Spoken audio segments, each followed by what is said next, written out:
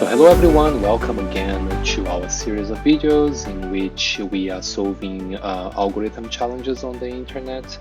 My name is Thiago and today we're solving problem 13 from Project Euler.net. The name of the problem is large sum and it says like this: work out the first 10 digits of the sum of the following 150 digit numbers. Right, so we have this big list of numbers here, each one of them 50 digits, and we have to sum them up, get the first 10 digits. In Python can handle large integers very well, so it should be fairly easy to solve these problems. Let's give it a try. First, let's copy these 50-digit numbers, all of these hundreds of 50-digit numbers, and then we create a new Python package here for us, problem 13, and then problem 13, right? And I will just create a variable here called numbers. Oopsie. I'm gonna add it as a string first, and I'm just gonna deal with this, right? So numbers is basically gonna be numbers.split by the line break, and I'm gonna iterate for each number and convert it to an integer. And since we just want to sum that, we can just print the sum of the numbers.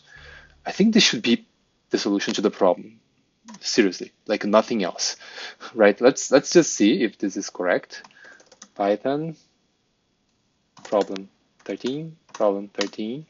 Yeah, of course they want the first 10 digits, right? So we can just get the 10 digits here. Oopsie. Oh yeah, sure. We have to convert it to a string first and then get the first 10 digits. I think this should be the answer of the problem. Let's just see if this is going to be the actual answer. Yes, this is the answer to the problem. It's that easy, right? What makes this problem so easy is the fact that in Python can handle this data structure very well, like how to represent large integers. Some programming languages cannot do that. They have a limit of how much you can store in an integer, but Python seems to be naturally handle these data types better. So using Python for this problem is kind of cheating. Not cheating, but it's like, I think it breaks the original intention of the creators of the problem, because what they wanted to do with this problem is to actually force us to learn how to handle such large numbers, right? But I will not do this in this problem. Thank you so much if you liked, and if you liked it, please like, share, subscribe, hit on the notification bell, and we talk next video. Bye bye.